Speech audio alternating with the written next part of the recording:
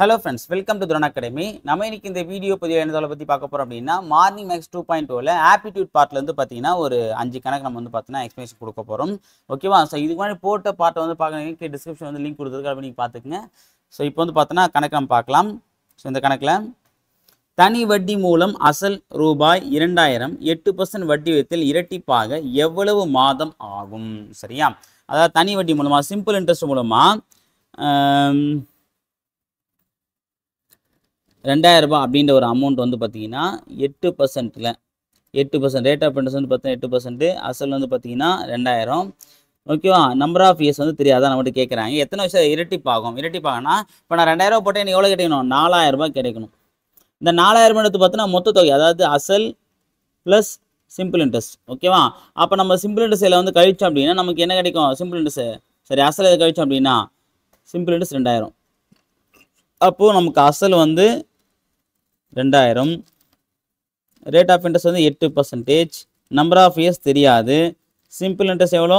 2000. இதை வச்சு நம்ம கணக்கு போட்டால் ஆன்சர் என்ன ஃபார்முலா?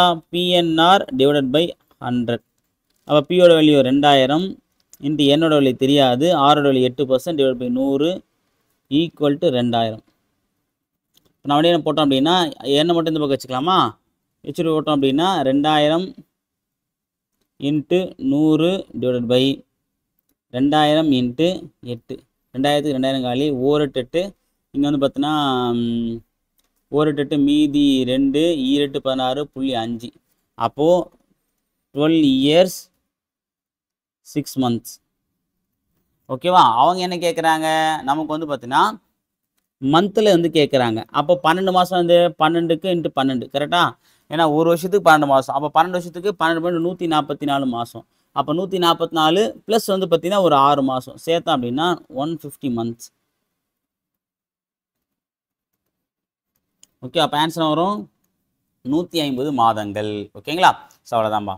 ஸோ இரட்டிப்பினும் போது பார்த்தீங்கன்னா இங்கேயும் நம்ம 2000 போடக்கூடாது. ஓகேவா? மொத்த தொகை தான் வரணும். அப்போ நம்ம இரட்டி டபுள் ஆகுது அப்படின்னா நம்ம போட்டது 2000, நமக்கு வந்த வட்டி 2000, அப்போ தான் டபுள் ஆகும். சரியா? ஞாபகம் வச்சுக்கோங்க.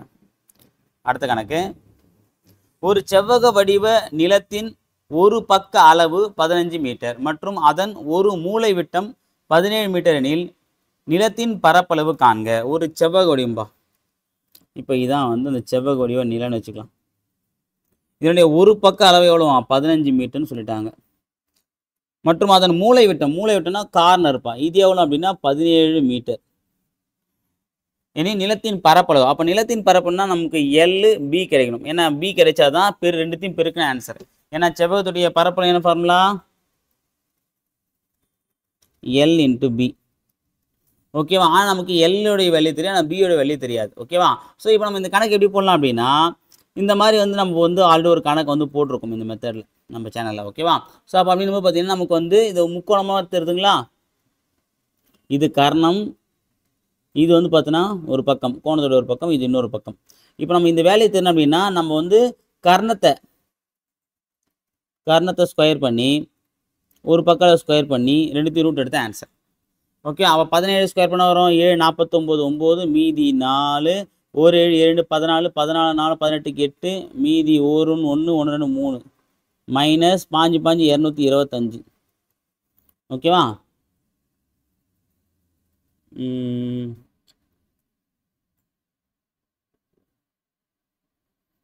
389. அப்போ என்ன ஒரு 4 கழிச்சு என்ன வரும்?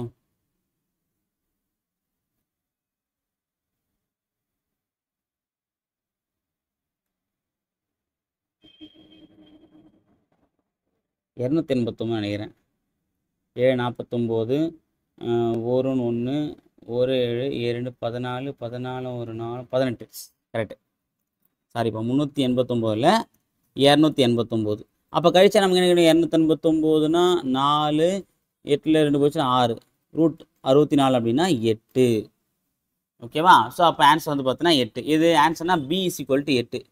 B வந்து நம்ம என்ன கண்டுபிடிச்சிருக்கோம்? 8 வந்து கண்டுபிடிச்சிருக்கோம். ஓகேவா? ஸோ அப்போது 8 நம்ம L இன்ட்டு B கண்டுபிடிச்சாச்சு. அப்போ L-உடைய வேல்யூ வந்து பார்த்தீங்கன்னா 15, B-யோட வேல்யூ வந்து பார்த்தீங்கன்னா 8. அப்போ L இன்ட்டு B அப்படிங்கும்போது பார்த்தீங்கன்னா 5 × 8. ஓகே, 8 × 40 80 120 மீட்டர் ஸ்கொயர் இதுதான் வந்து ஆன்சர். இதுக்கு பாருங்க இதுக்கு ஆன்சர் ஆப்ஷன் டி தான்பா. ஓகேவா? அடுத்த கணக்கு. ரூபாய் 10,890 ஏ மற்றும் பி என்ற இரு குழுக்களுக்கு 4:5 என்ற விகிதத்தில் பிரித்து கொடுத்தால் பி குழுவிற்கு கிடைக்கும் தொகை எவ்வளவு? சரியா? என்ன பண்ணுறாங்க அப்படின்னா ரூபாய் 10,890 இது 2 பேருக்கு பிரிக்கிறாங்க, ஏக்கும் பிக்கும். ஏக்கு வந்து பார்த்தோன்னா 4 பங்கு, பிக்கு வந்து 5 பங்கு. அப்போ மொத்த பங்கு எவ்வளோ? 4 5 9 பங்கு. அப்போ இந்த 9 பங்குன்றது என்னது? 10,890. ஓகே, அப்போ ஒரு பங்கு என்றதை நம்ம கண்டுபிடிக்கணும். நமக்கு என்ன தேவை? பி தான் தேவை. அப்போது 10,890 நம்ம 9ஆவது வகுத்தா நமக்கு ஒரு பங்கு கிடைச்சிருமா? என்ன வரும்? 499 மீதி 1 2 18 499 1210. நம்ம என்ன இது நம்ம பியால் பெருக்கணும், ஏன்னா பியோடைய பங்கு தான் நமக்கு தேவை. பி என்ன வரும்? 5. அப்போது 1210 × 5 போட்டிங்க அப்படின்னா 0 1 5 5 2 10 0 1 1 5 5 5 1 6 6050. 6050 ஆன்சர் இருக்கா பாருங்க. இதற்கு ஆன்சர் ஆப்ஷன் சிப்பா. அவ்வளோதான், முடிஞ்சு. இனிமேல் கொடுக்குறாங்க அப்படின்னா மொத்த பங்கு நம்ம வந்து போட்டு மொத்த பங்குடைய விலை தான் எவ்வளோ? 10,890. அப்போ நமக்கு 5 பங்கு தான் தேவை. அப்போ நம்ம என்ன பண்ண போகிறோம்? × 5 போட்டால் நமக்கு ஆன்சர். ஓகேவா? அவ்வளோதான். அடுத்த கணக்கு. 1/3, 5/6, 2/9, 4/27 மீப்போ மா காண்க. மீப்போனா என்ன கேட்குறாங்க? எல்சிஎம் கேட்குறாங்க. ஓகேவா? அப்போ எல்சிஎம் அப்படின்னும்போது நம்ம என்ன பண்ணோம் அப்படின்னா இப்போ பின்னங்களில் எல்சிஎம் கேட்குறாங்க அப்படின்னா நம்ம என்ன பண்ணோம் அப்படின்னா அதாவது தொகுதியில் வந்து எல்சிஎம்மும் பகுதியில் வந்து ஹெச்சிஎஃப்பும் கண்டுபிடிக்கணும். ஓகேவா? ஸோ அப்போ அப்படி என்ன வரும்? மேலே வந்து என்ன இருக்குது? 1 5 2 4.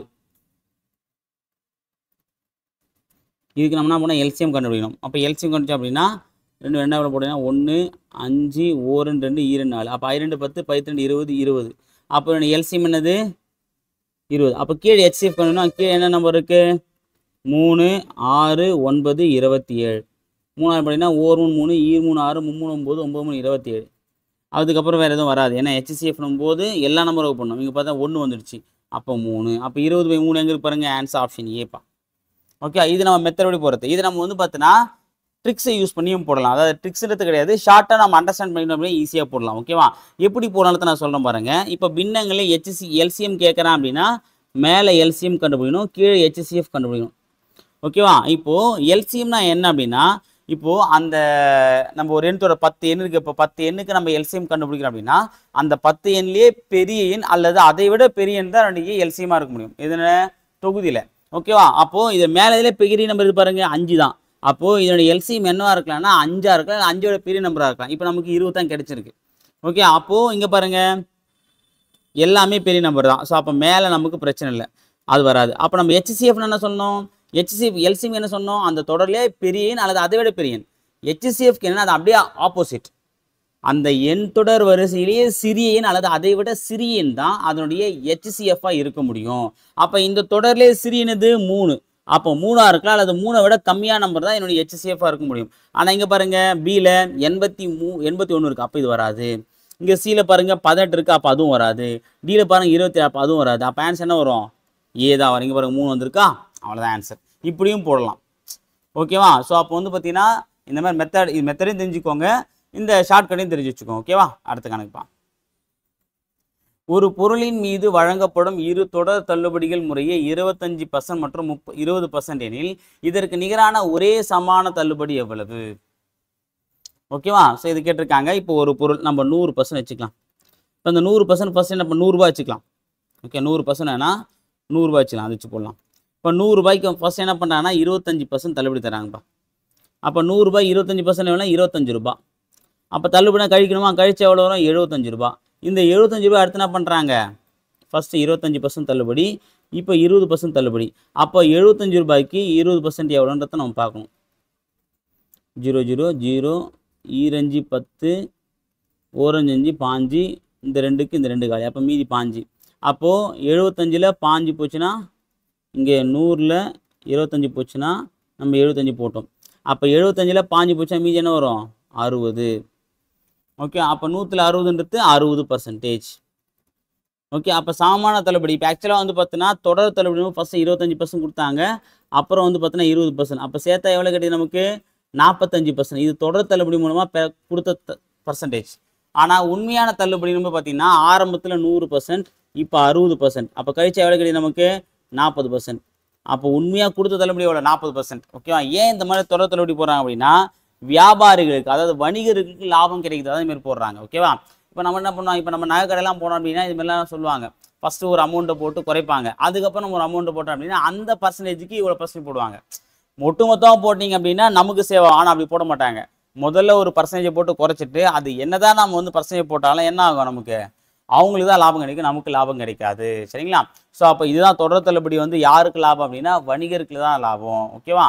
ஸோ அப்போ தொடர் தள்ளுபடி மூலம் நம்ம 45% கிடையாது. ஆனால் உண்மையாக அவங்க எவ்வளோ தான் தள்ளுபடி கொடுத்துருக்காங்க? 40% தான் கொடுத்துருக்காங்க. ஆனால் நம்ம சொல்லும்போது முதல் 25, அப்புறம் 20, 45ன்னு சொல்லுவாங்க. ஓகேவா? ஸோ தெரிஞ்சு போட்டுக்கோங்க. இது ரொம்ப ரொம்ப முக்கியமான ஒரு கணக்கு. இந்த தள்ளுபடி பேஸ் பண்ணி நிறைய கொஸ்டின் வந்து எக்ஸாம் வந்து கேட்குறாங்க. ஓகேவா? ஸோ நோட் பண்ணி வச்சுக்கோங்க. ரொம்ப முக்கியமான ஒரு கணக்கு. இப்போ அந்த 100ன்றது எப்படி சார் வச்சிங்க அப்படின்னா நம்மளே தான் ஒரு குத்து மதிப்பாக வச்சுக்கிறோம். இப்போ 1000 வச்சும் நம்ம போடலாம், 2000 வச்சும் போடலாம். நம்ம 100 பேஸ் பண்ணி ஏன் போடுறோம் அப்படின்னா நம்ம பர்சன்டேஜ் தான் நமக்கு தேவை. அப்போ பர்சன்டேஜ்னும் போது நம்ம 100 பேஸ் பண்ணி போட்டால் தான் நமக்கு ஆன்சர் கிடைக்கும். ஓகேவா? இது நம்ம என்னென்னா 100 ரூபா கொடுத்தேன், இப்போ நீ எவ்வளோ வச்சுருக்கேன்? 60 ரூபா. 100 ரூபாய்க்கு பெருமான பொருளை நான் 60 ரூபாய்க்கு வாங்கியிருக்கேன். அப்போ எனக்கு எவ்வளோ லாபம், எவ்வளோ தள்ளுபடினா 40 ரூபா தள்ளுபடி. அப்போது 100 ரூபாயில் 40 ரூபான்றது எவ்வளோ பர்சன்டேஜ்? 100க்கு 100 காலி, அப்போ 40%. இதைத்தான் நான் இங்கே போட்டிருக்கேன். சரிங்களா? சரி, ஓகே ஃப்ரெண்ட்ஸ். இந்த வீடியோ பதிவில் வந்து பார்த்தீங்கன்னா ஆப்டிடியூட் பார்ட்லேருந்து பார்த்தீங்கன்னா ஒரு 5 சம்ஸ் நம்ம வந்து பார்த்துருந்தோம். அடுத்த வீடியோ பதிவில் ரீசனிங் ஆப்டிடியூட் தான்மா. அடுத்த வீடியோ பதிவில் வேற ஒரு கணக்கு நான் சந்திக்கிறேன். அதுவரை உங்களிடமிருந்து விடைபெறுவது அருள் சுந்தரன் அகாடமி. தேங்க்யூ.